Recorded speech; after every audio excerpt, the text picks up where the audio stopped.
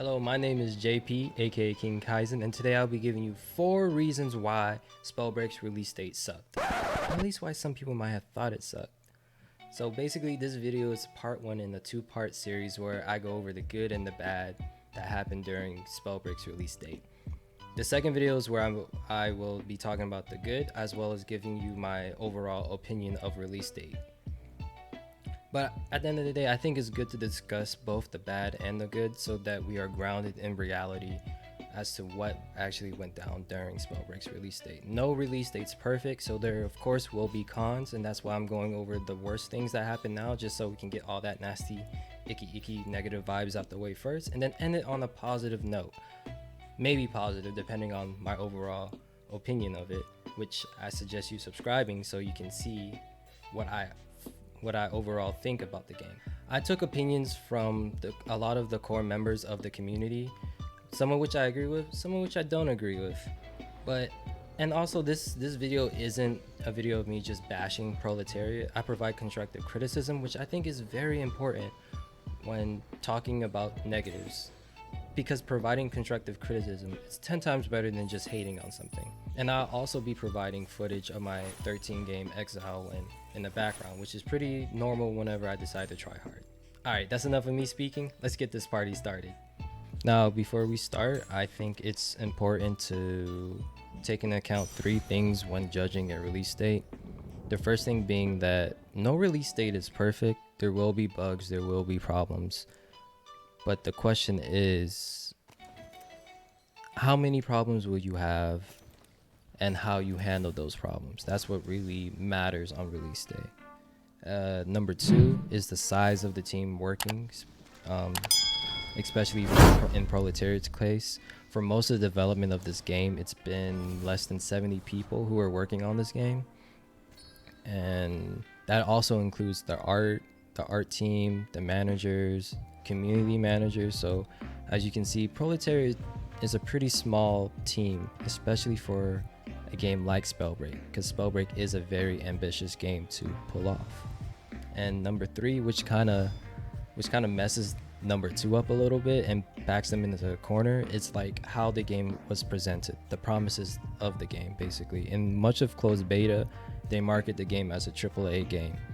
They said that this will be, and they also said that this will be the official release of the game, which kind of hurt them in my opinion.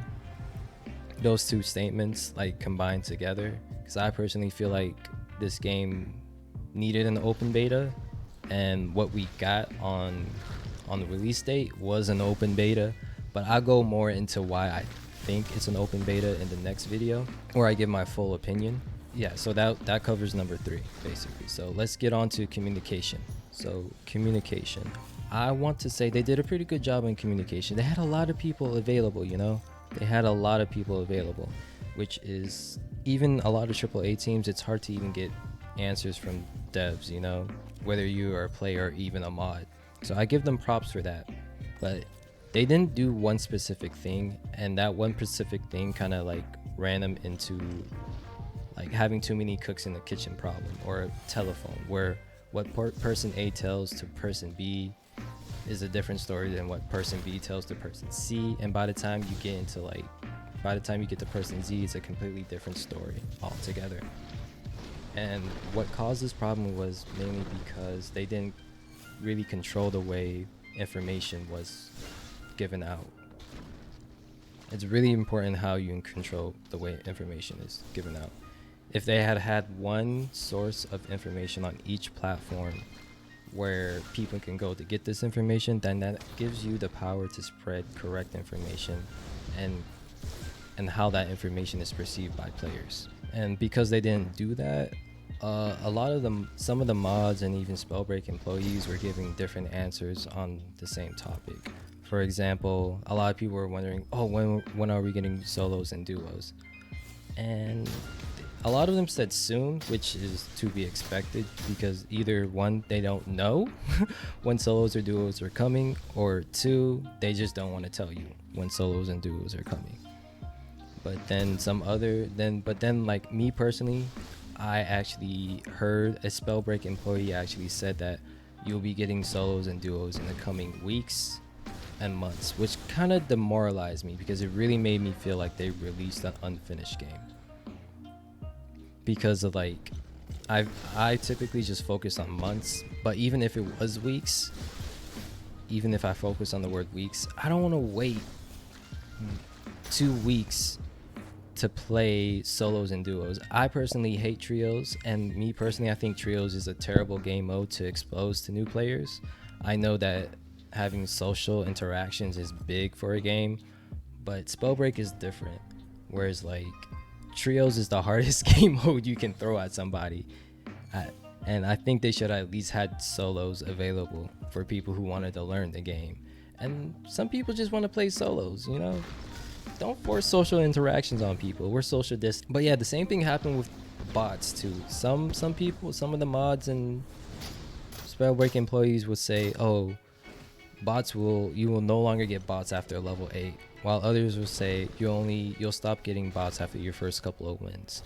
And I feel like if they had communicated when you'll stop getting bots in your games, basically, that would have been a lot better. But they didn't. And because they didn't have like one source on each platform where players can go to and people who answering the questions can go to, that caused a lot of confusion. I also want to focus on how each platform was ran. Their Twitter only had these posts on release date, which I think is unacceptable, especially since a lot of companies use Twitter to communicate to their customers on what's going on. I know whenever Discord is crashed, people just bombard Discord with like, what's going on with your service? And they answer back. They're quick with it. And even some companies have like a separate Twitter account just for support, so they can have easy access to their customers and customers can have easy access to them.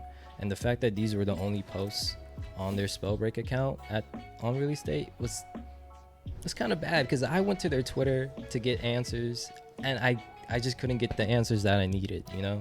So I know for a fact when the mods and other Spellbreak employees needed answers too, because I'm pretty sure there was people on the team who didn't know what was going on for certain things, they were left in the dark too. They didn't know what was going on, and which made them give answers that weren't 100% factual or answers that weren't concise. These were the posts given on Discord. As you can see, they addressed some of the problems throughout the day, but not even close to enough, you know? And they also don't ping people, but I understand the whole issue with pinging. To each their own. Doesn't bother me too much, especially when it's from a game that I personally love, but people regardless just don't like to be pinged too much. So like I said, to each their own. And yes, they probably didn't have an answer for all these questions, but it's still important to still give an answer so your team can be concise and a unit, basically, when redirecting people to the right sources and giving them the right answers, because that's what you want. You want your team to be a unit. You want them to be on the same page. You want your team to be on the same page, basically. We are aware of the situation and we will provide you an answer soon, which is what should have been said. But in a lot of cases it wasn't. And especially with the case about trios, that just personally left me demoralized a little bit, because I love Spellbreak, but playing trios it's a headache. It's too much. It's just too much for me personally. So point number 2 has to go to how bad the shop was. It was trash. Hot trash. Flaming hot trash. It was horrible. People have been waiting months and some people years really to like further support Proletariat with a shop and to also flex on people, of course. And they kind of just dropped the ball, you know. They low-key gave us 2 default outfits, a basic looking Cloudburst, 1 default emo which we had for closed beta, and a recoloring of a Marla outfit, or the Pioneer outfit. Or should I say, is it a Pioneer outfit? It's the Forebearer outfit, but the community calls her Marla, and you should too, or else. And the recoloring of Marla, she was alright, but everything else was meh. And the cadet outfit was also meh. And like it was just all meh. It was all meh. I was really excited for the shop. Proletariat knows the majority of players were excited for the shop, and they just dropped the ball. They really dropped the ball on the release date shop. And it is what it is, I suppose. It is what it is at that point. And I find it funny like how some of the free cosmetic items you got were better than the ones you have to like spend your gold on. Kind of a head scratcher. I'm sure that they do have good outfits coming out. Don't worry.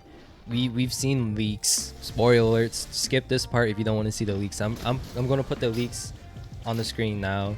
And these things look fantastic. They're beautiful. That's what I'm gonna be saving my gold for these some of these outfits, especially the Featherfall outfit. Best outfit. I'll be surprised if a lot of people aren't running around with that Featherfall outfit, because I definitely will be one of those people. Point 3, it will have to go to something that I mentioned earlier, and that will have to be trios. Trios by far is the hardest game mode currently in Spellbreak, and that's mainly because of all the chaos that you have to like keep up with, and the increased chances of like players not staying down but coming back after being knocked. Solos, in my opinion, is the best mode for new players to learn the game, and duos is a perfect balance of the two. So I was surprised when they only let us use trios. One being that is the release date, and they promised that it would be the full version of the game on next time we get to play it. It's hard to say a full version of a game when you only have one game mode. and yeah, Battle Royale is a game mode. So let me say you only have part of your game mode. Not even the full game mode, just part of your game mode open and available, which is hilarious. And I was also tempted to add chapters not being open, but I had a sneaking suspicion that chapters wasn't going to be available, especially since I was already in the playtest. So that wasn't a big disappointment for me, because they didn't even let us have access to chapters. Yeah, I understand they said that trios was only available to stress test the game. So I guess that's an excuse, which is a good excuse, I suppose. But I also think they should at least have the option for solos to be open, or at least duos. And also, let me also add in the fact that trios was by far the most popular game mode during the beta. I don't know why people like to put themselves through that kind of headache. A lot of new players would just jump to squads, trios, and then when they went to duos, you can tell that it became less populated because people wanted to play with their friends. So I also understand that the social component of games is huge, but at the same time, give people the option at least to not be social, you know. I'm not the most social person in the world, and I like to just play games by myself. I like to just do things by myself sometimes, and the fact that they didn't give us that option was a bummer, a huge bummer. Thankfully they corrected it within a week, which is something I'm very grateful for. And then the fourth issue will have to be the bugs in servers. I personally didn't have that many bugs, but that's because I upgraded my PC and I didn't really notice like the whole video quality issue where people would say, oh, it's stuck at ultra. When I was a playtester, I noticed that issue within the first 2 hours and I reported it. AlphaDog also reported this in the playtest that content creators had access to. I noticed it within the first 2 hours of playing the game, and I knew I had to upgrade my PC ASAP, especially knowing how quickly the game was coming out, which I did. But there was other bugs that people were reporting. They were reporting having issues with rendering textures and whatnot. I didn't have that, so that tells me one of two things. Either they corrected it throughout the day, or I was just lucky. I was just lucky not to have all these other issues. I also didn't have that many issues with desyncing, but I did have a lot of issues and continue to have issues with like my Dragonfire not registering, which is really bizarre, a bizarre thing not to happen. And I've seen a lot of bugs where people were reporting that their frost shots weren't registering either, which is just ridiculous, by the way, just ridiculous. and there was just a lot of issues. So this was hard. This was a hard one to like. This was a hard take. They kind of, there was a lot of issues that could have been solved with an open beta, and which is one of the reasons why I think we were playing an open beta. But I'll get more into that in the next video where I go over the good, because in the good I also give my overall opinion as well. So yeah, it is what it is, because you know you're gonna have bugs and whatnot in a release date. But I just wasn't expecting this many, because no game is perfect. But whew, there was a lot that people were reporting. I was just lucky enough not to have too many. All I had was the DF no regs, but I'm pretty sure they'll fix it as soon as possible. But yeah, it is what it is. Thank you for stopping by and staying with me throughout the video. Hope you enjoyed the remaining parts of this gameplay. Feel free to subscribe, because the next video is going to be more positive. I just want to get all the negative stuff out the way, and then I was going to focus on the positives and also give my full opinion of it. So I appreciate everyone who stopped by. Leave a comment whether you disagree with me or not.